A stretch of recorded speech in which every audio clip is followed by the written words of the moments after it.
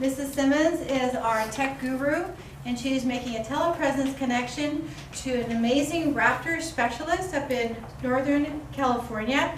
The Northern California Raptor specialist is Miss Maria Britton, and Kendra will be introducing the group, and everyone will be saying hi and saying your name, and then our first question will come from Jessica. And everyone's going to keep smiling because this is a cool opportunity.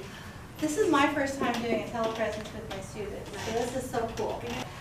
Thank you so much for giving your time to us for Washington Middle School's Wind Wolves, and I want to let the team take over the entire meeting. They have special questions they're going to introduce, and I'm going to step out of it, and we are videoing this so that they can review, and they're also taking notes.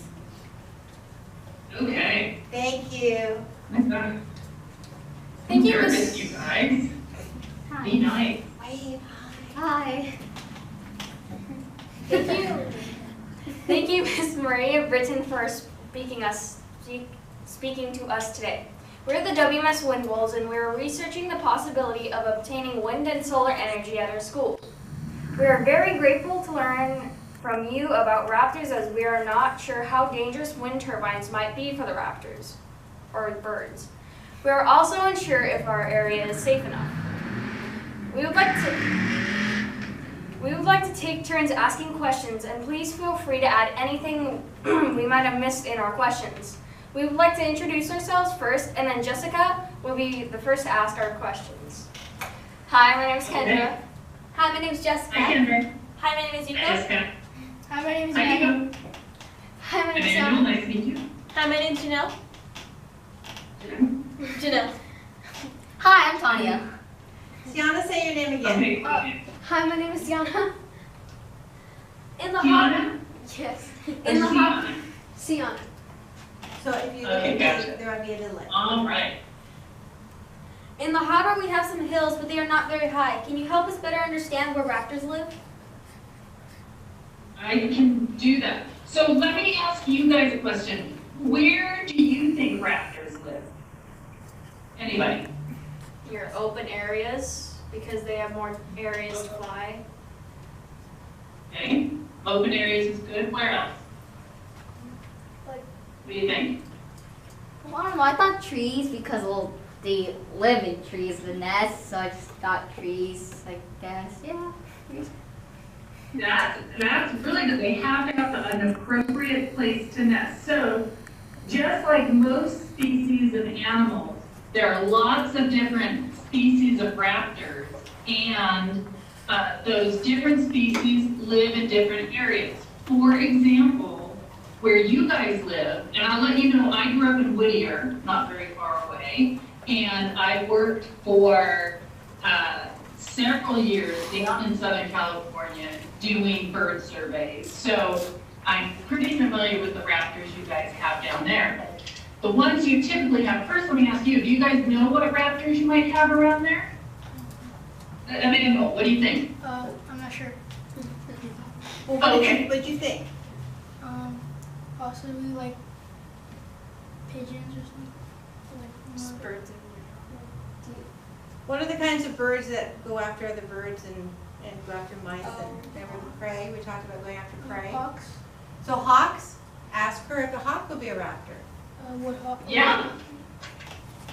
Yeah, you're exactly right. So let me tell you what makes a raptor is really three kind of characteristics. And one is their beak, which is hooked. And you can imagine what that's for. If you're caught a nice yummy mouse, you gotta open it up somehow to eat the inside. Ooh. They also have really sharp, strong feet or talons, and that's to hold on to that prey, whether it's a bald eagle catching a fish or somebody catching a snake they want to hold on to. And then, look at the third thing I'm going to forget is, they have excellent eyesight. So while they're flying up high in the air, they're able to see their prey easily.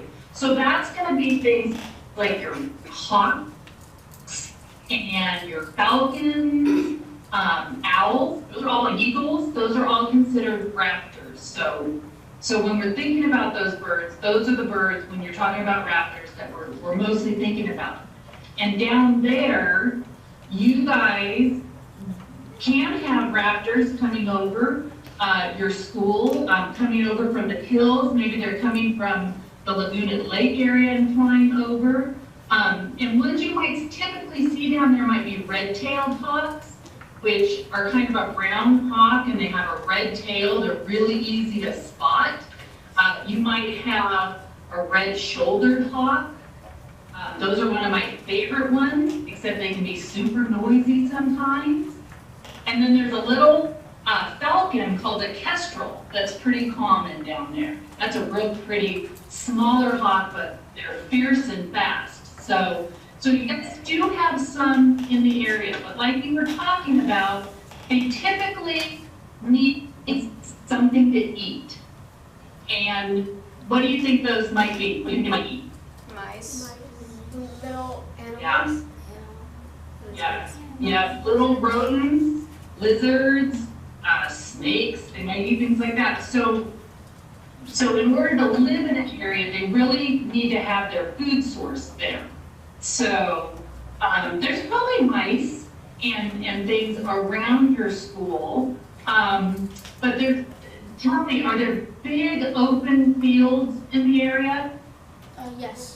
We have our athletic field, so We yes. have, Okay, so like your playing fields and Yes. stuff? yes. Yeah. So there might be some rodents that, are using your fields too, besides you guys. But it's more likely that a raptor is going to hang out in an area that's a little bit more natural. So, there's not a lot of disturbance out there, kids running around that might chase their prey away. So that would be something they would need, is a nice open area that supports small prey animals that they can eat on. And then the other thing that I heard you guys say was they would need a place to nest. And typically raptors, but not all raptors, nest in tall trees. So what about that? Do you guys have tall trees around your school? Yes. Yeah. Kind of. Yeah. Kind And of. do you guys have eucalyptus trees around your school? No. We do not. No. Well, that's good, because they're a fire danger. But a lot of times, those big tall eucalyptus down there, they like to nest in those. Anywhere where they can get pretty high up off the ground, they're pretty happy to nest in there. Now, there are some raptors, like golden eagles, that have to nest very high, and they typically nest in cliffs. So probably not going to find a lot of golden eagles coming through La Habra. Thank you. All right, did I get too far off track, or did that answer the question? That's the question. Great. Okay. Who first discovered that birds were being threatened by wind turbines, and what led you to believe birds were being threatened by wind turbines?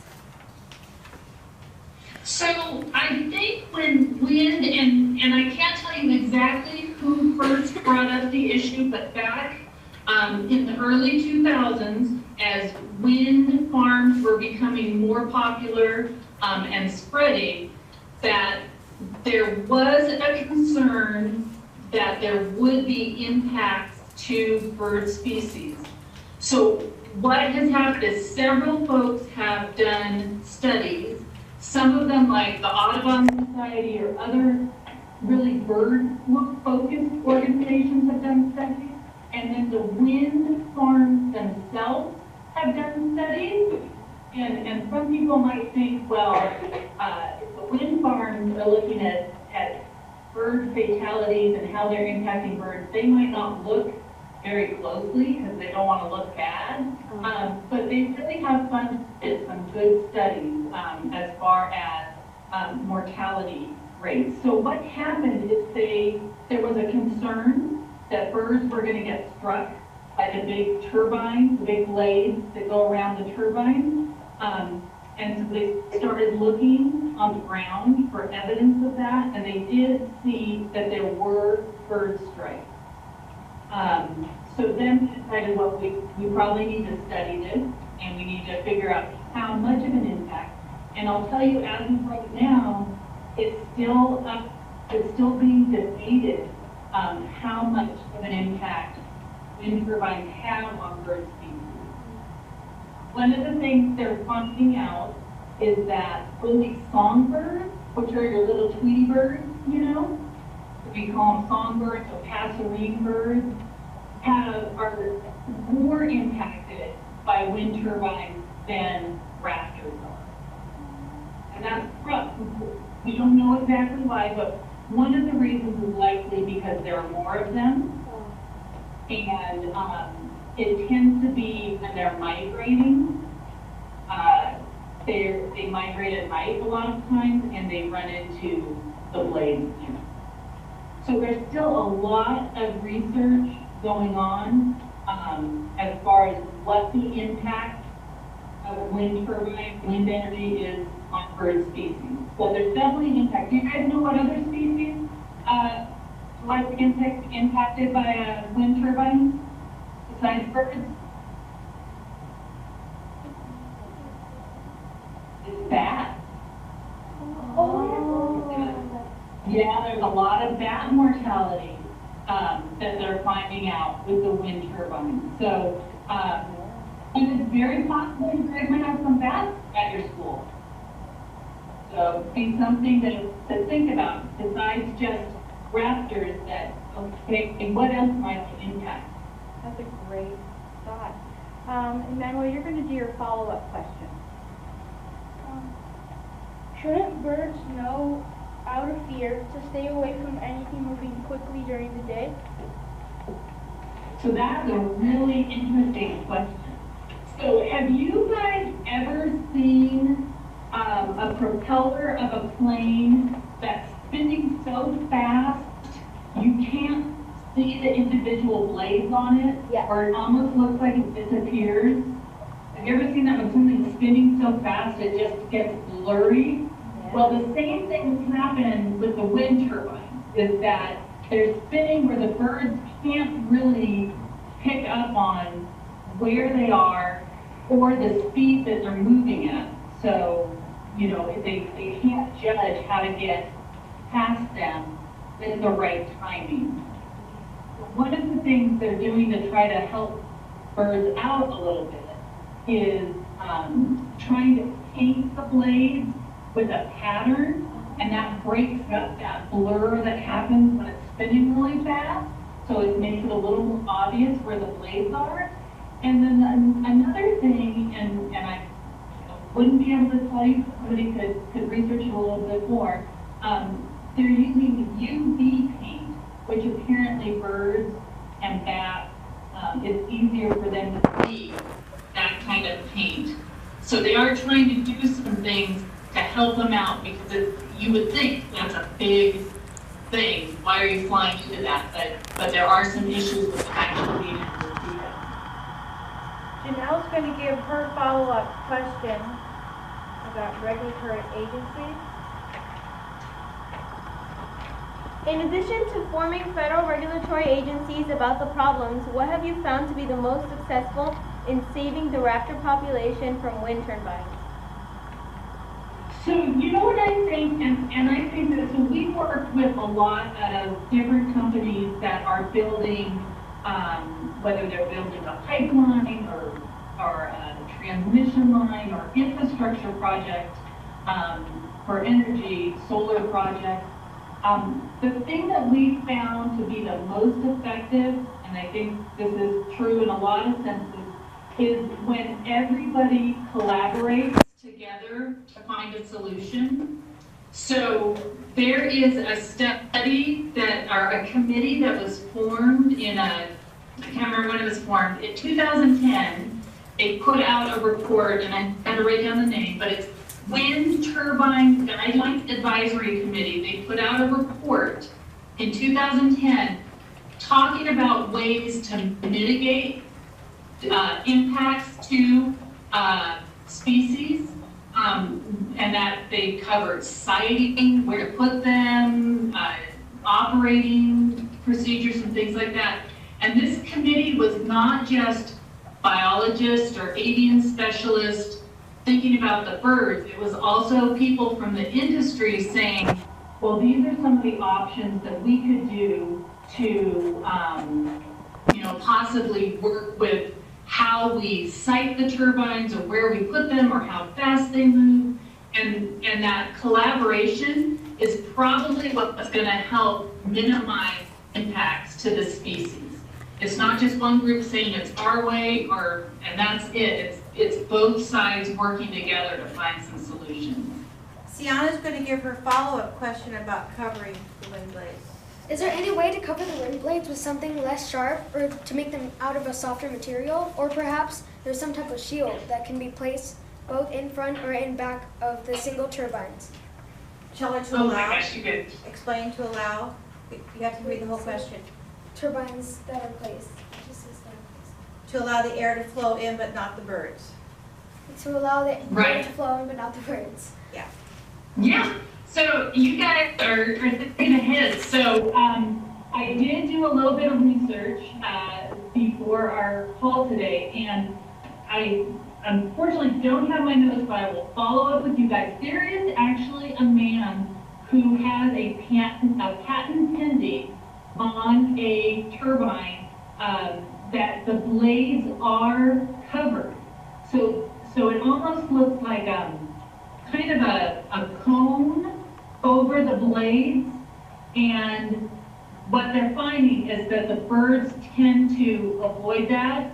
It's not like they don't run into the blades, they go around the cone. And this is for a much smaller turbine. So like something that you guys will put up at your school. Maybe not necessarily the big ones that you see up on the hillside.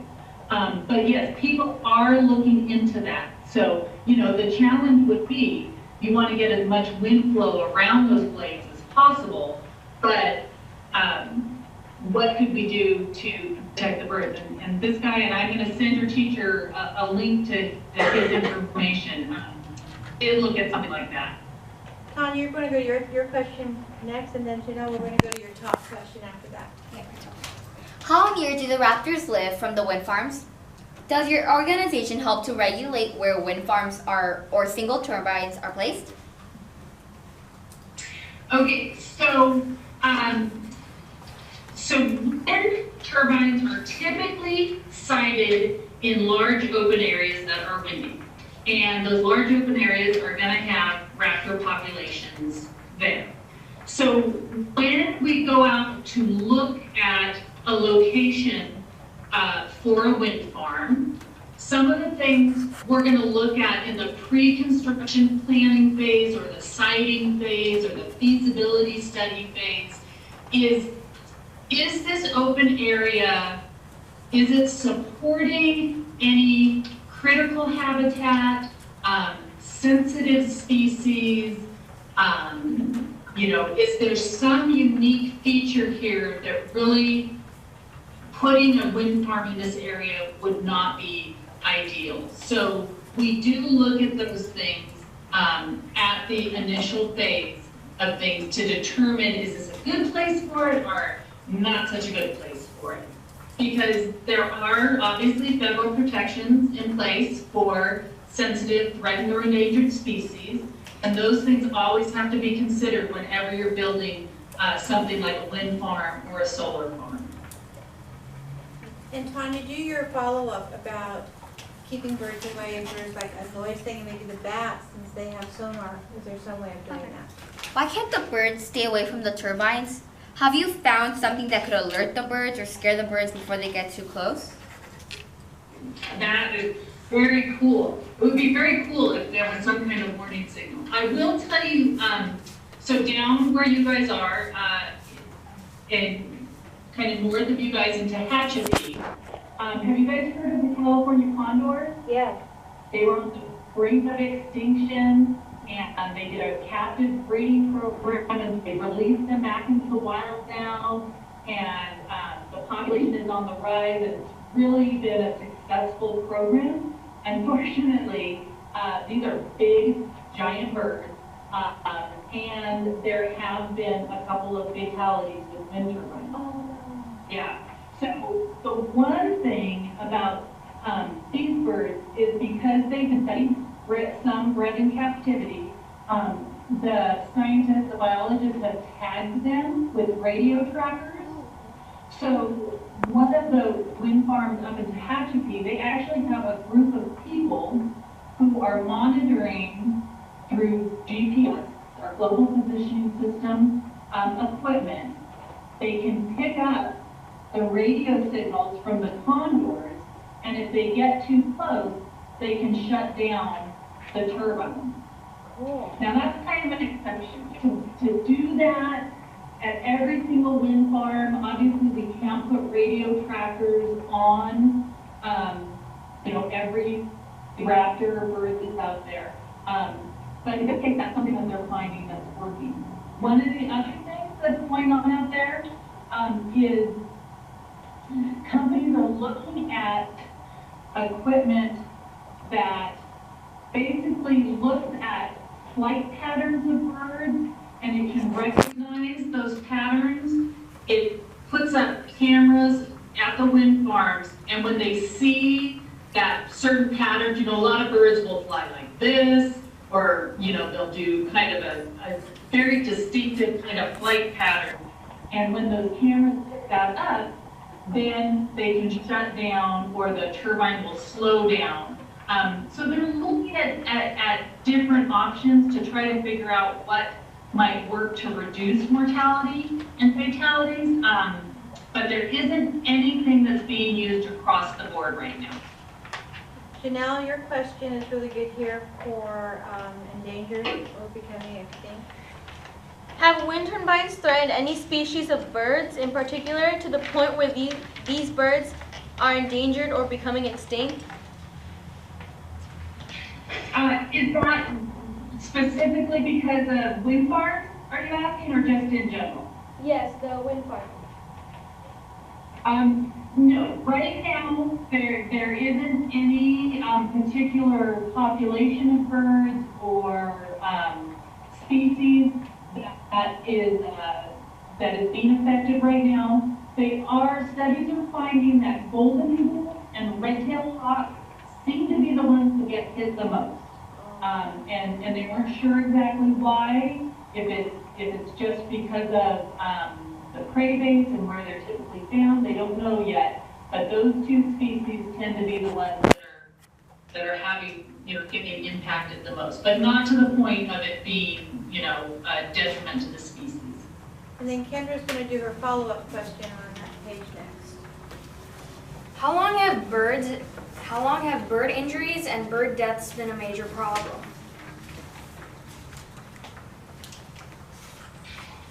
So, there are probably folks who have said they have been a problem since the beginning of wind farms. The big issue with the wind farms, opposed to a farmer having a windmill on their property that generated electricity to run their well or something, is that the wind farms cover a vast area. There's a lot of them, if you've seen some of the wind farms out there. And that's really once the larger scale wind farms came in, that's when the problem really started to show up. And I will tell you, there's been a trend from smaller, shorter, and more wind turbines on properties to the taller, larger ones, which you need fewer of those. And there's some thought that this change in design is actually going to lessen the impact to the birds also. And your follow-up question? Is there any research to show if the wind turbine speed was lowered that it would cause less deaths or injuries? If so, has it been tried? So I do not know of any studies that have looked at that specifically, but typically when wind farms are mitigating for birds, for example, the condors, that is obviously something that they do, is they will either shut off the turbine or slow it down. And you go ask your question about the campus, other than birds and bats. Is there anything else? What? Oh. So in what ways would a wind turbine affect the wildlife other than birds or bats?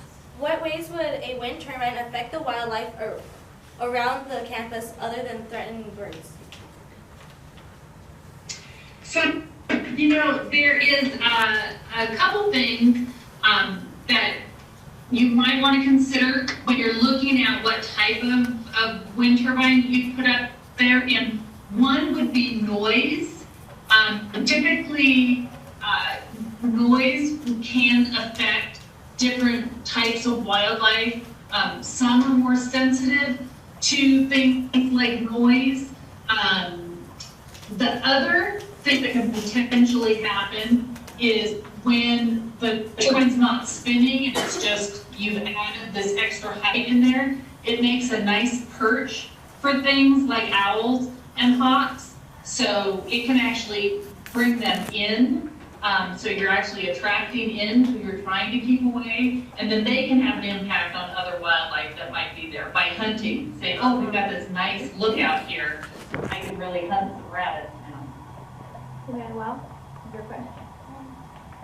How can we still power the wind turbine without posing a threat to the wildlife around campus? Well, first, I think it's awesome that you guys are even considering doing that, and that you're being thoughtful about how you might impact the environment. I think what we would typically do is we would evaluate the site to determine what species we have there, how many we have there. So do we have a lot of bird species used in the area that we could potentially impact? And then we would have to make a determination based on our observations if having a turbine there, a wind turbine there, really is going to have a significant impact on the species. So it's one of those things when we look at big infrastructure projects like a solar farm or a wind farm, we have to kind of weigh the benefits of that clean energy to the impact it has on the environment. I would assume you guys would do the same thing at the same scale. Oftentimes we can't get, there will be no impact, but if we mitigate to a level where it's not significant, by being thoughtful about where we site it, if it makes sense to put it there, and the benefits are there, then that's a decision that you guys will have to make. Janelle, what did you ask her? Janelle's is kind of a follow-up, but with some of the things that you've already discussed. So Janelle, go ahead. Would you recommend we install a wind turbine at our campus? What other steps should we do for safety's sake? We have the mayor's support, and that if the superintendent and the principal. We have been measuring our wind speed, and in the afternoons we get about 8 to 10 miles an hour of wind based on our weather bug. So my first recommendation would be to talk to an engineer, which I am not, to figure out how big of a unit you need, what the energy output is going to be, and how that will benefit your school. So not only looking at the resource side of things and how it might affect wildlife, but really what are the benefits, how big of a turbine do we need to get whatever desired output of energy we want. And then once you guys have an idea of what the actual unit will look like, then you can ask more detailed questions about how that could impact. Typically on projects, the first thing we do is we ask about 500 million questions about what they're building, how they build it, how noisy is it, how fast does it move, how much equipment do you need to bring in there, how long will it take, will you have big diesel turbines, there's all kinds of questions to ask before you kind of make that final decision. So you know everything that could potentially impact, the environment. Kendra? Thank you so much for sharing your wisdom and knowledge. Go to the next page. Would you be willing to write us a letter of support as we pursue renewable energy resource at our school? Absolutely. Awesome. So what do we say, everybody? Yeah, you guys are great. I would also, oh, Go right ahead. We lost her. no, I'm here. I was just waiting to see. Oh, I was gonna say, you guys are welcome to email me or call me anytime if you have other questions or if you think of something after this. I'm gonna follow up with you guys and get you the information on the guy who is building the blades that are inside the cone, so you can take a look at that. But, yeah, if you guys think of any more questions, I will put something out to you guys. I talked to your teacher a little bit about this, is you might really want to start kind of observing what's going on around the area where you think you might put the turbine in. I heard maybe the bell tower might be a possibility there, and just see who might be using that area. Because that would be one of the first things we would do, is we would do a survey to see who's in the area as far as wildlife goes. We can do that, right? Yes. You guys can do that at lunchtime all the time. Okay, what do you have to say? Thank you, Miss Maria Britton, for being such a great expert and sharing with us. Oh, you guys are awesome. You're an inspiration. Hey, and I wanted to say congratulations on your Lexus Eco Challenge. Wow. That was really impressive. You guys want to hear a funny story? Yes. I had to have some of my employees come in. I said, look at this cool group of kids. And Dr. P, you had two of our biologists crying with your awesome enthusiasm for this. So thanks to you guys. It's really great to see all the good things you guys are doing. Do we have someone And from you guys all Washington? have a job at K2 if you need one. And you have someone from there from Washington Middle School? Yes, yeah. Diana Wicks, and I'm going to tell you, so she was there in the 70s. And honestly, she can't remember who her 8th grade science teacher was. It wasn't me. I wasn't here in the 70s. Yeah. I started in the 32 years ago at La Habra. How cool, though. So we have a Washington Middle School graduate working with the environment. That's pretty cool. I think you have a few here that might end up doing that too. Yeah, I tell you, send me your resumes. See, send your resumes to K2 Environmental. That's awesome. Miss Maria Britton, thank you so very much. We will stay in contact. We will keep you posted on it. We're taking data. The students are trying their best to really research before we make a final proposal to the site council, the city school council. All right, that sounds good. You guys, you are free to contact me anytime if you have more questions. Awesome. Thank you, everybody. Thank you. Thank you. Bye. Bye. See you guys. Enjoy your weekend. Thank you. Wasn't that awesome? Okay, did you think about the bats? I did not think about the bats. So I'm going to ask you to tell Mr. Dr. P in the camera what most amazed you. The bats most amazed me. But we'll start with Tanya. Oh, what most amazed me is that someone is actually putting cones on the blades and is already thinking of that, and how they're also painting patterns onto the blades, and I think it's really creative and it's a good idea. I agree with Tanya. That also surprised me that we've been thinking of like other ideas of, like putting something in front of the wind turbine and something in the back when someone else is thinking of cones on the edges of the blades. And I just thought that was really nice. I was amazed by the species of birds that were getting like hurt and that were being affected in like our own area. I was surprised about how long this issue has been going on, and it's been going on for a long time, and I'm just surprised how long it's been going on. I was surprised about how they put trackers on the condors and they could slow down a wind turbine if it came near. I agree with Yuko. I was also surprised how they put radio trackers onto the birds so they could tell if they were going near a wind turbine and they slowed it down if they were? I was interested in the same thing. I was very surprised that the people have the power to do that, and I'm interested in who actually does that and meeting them. Oh, very cool. Ladies and gentlemen, you are awesome. We have learned a lot. We have a lot to go to homework with, right? What's one thing we should be doing now at our site? Because we're thinking of the bell tower or in between? We should be inspecting the area basically to see if the birds and stuff, birds and like see what animals or things might be impacted by it. How can we do that? This is a really good thing. We could research online. And what about being here? What can we do to collect data here? Go out there and check and look. During lunch, everything. During lunch we can check. Excellent. What else can we check? During break, after school. Break, after school. What about when you come to school? Before school. Okay. Do you have cameras on your cell phone? Yes.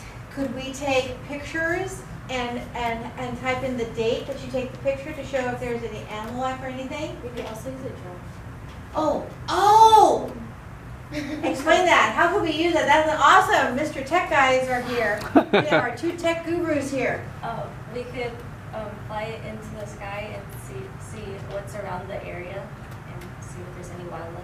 Can we do that to see if we have open fields and high, tall trees? Could we do a drone search next week?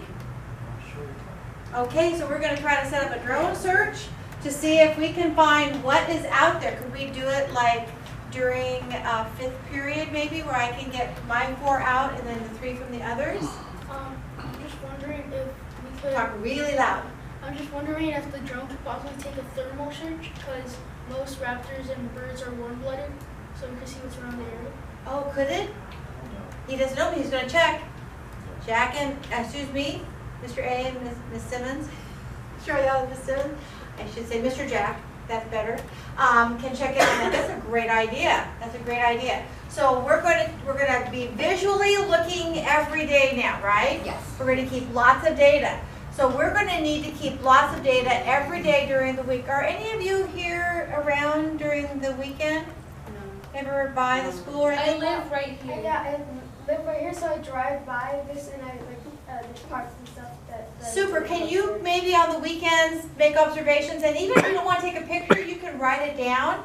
If you keep putting the data into the Windwolves, WMS Windwolves at gmail.com, the website, the webpage, the email address, if you keep putting this like, Sienna spotted nothing on the tower and nothing between the library and the Reed 180s on this date at this time. Okay? So we can collect data, we can put it into a big chart. I know someone who does beautiful charts. That would be Chanel. Okay, so we can all promise to maybe do the check it morning when we come, break time, lunch, and after school. That's real easy visual. And weekends, if you all can see if you can, anyone who's close by, and just jot it down and then immediately send it on email. If you send it on email, we'll have all the data. And maybe Janelle, if you could collect anything that comes on email and start putting it into a log. You would just have date, time, bell tower, library, and what they saw. And you could also put whose name, okay? That's awesome. So we know we have to know about the field. We're going to have, both of our tech gurus are going to check to see if we can get a drone fly around the area to see what might be open fields that we don't know about or taller trees that we don't know about. I was thinking that the closer area with the open field is up there, right? We have that open field area going up the hill here, and that might be where we would see any raptors or other animals. Now, what else could we do? What else do we need to do? Any thoughts? We've covered that basis. We need to really work on our energy audit. Go ahead. We could also find if we could build a turbine that qualifies for the patent pending cover that Ms. Britton was talking about. So how about if we try to build a wind turbine in the science classroom over the next few weeks? I have a tester that can see how much energy you can get put out, How about we work on that when we have our Tuesday meetings? We can work on that as well and use that as how we go forward. Because are you stopping? No. No, you're just going to keep on going because you are awesome. So let's do that. And I will teach you and let you see how to use the multimeter so you can check how much energy, how much voltage you're getting when we do the different turbine shapes. And maybe we could try to design something that maybe K2 Environmental could help us think and maybe together patent. Wouldn't that be cool? Sound good? Anything else? I think that's a lot of ideas right there, right? Give yourself a round of applause. And then we can all bring it out. Yeah, possibly find research about the equipment she was talking, Miss Britton was talking about, how they were detecting the flight patterns. Oh, so we could see if we could have the same kind of equipment attached maybe to a turbine to see if we have any flight patterns. We could also check on if we have flight patterns of migratory birds. That we could research, and maybe you all could research that. Yes, yeah. I was looking at, she was telling us how we should look into the people that might be building it, or like the construction, like how long it's going to take, and building it out of. Right, and who do we still need to talk to that you wrote some questions for? Cal Poly. So I'm going to reconnect with our professor and get us our Cal Poly phone conference interview. And then Oh, that's pretty good. Go ahead. She said it would be good if we actually talked to an actual engineer and got the facts for approval from That's what. And that's who the Cal Poly would be. That's right. That's what I was going to talk to you about. My brother is a mechanical engineer, so he works on infrastructure and design of wind turbines, cars. So when's he coming in? He can come in on Christmas. Okay, where does he live? Right now he's at Oregon doing some training for mechanical engineering, but he's gonna be at Santa Clara. But we could also have telepresence with him. Maybe we could do a telepresence with him next week. Would that be okay? Wouldn't that be cool? You see your brother too? Yeah. That'd be cool. Okay, so we'll ask Ms. Simmons and Mr. Jack to arrange a telepresence. Maybe we can do it a week from today, if that would give enough time. And you'd have to give a phone number to me so I can give it to both of our tech gurus, and then they will make up the connection, and then you let your brother know, okay? Okay. Would the Friday of next week work for everybody? What day is it? 8? Yeah. Will you check and see? Yeah. Okay, so we have a lot of things we're going to do. Nicely done. So wave bye and say thank you. Thank you. Say Wind Wolves ongoing. Wind Wolves ongoing.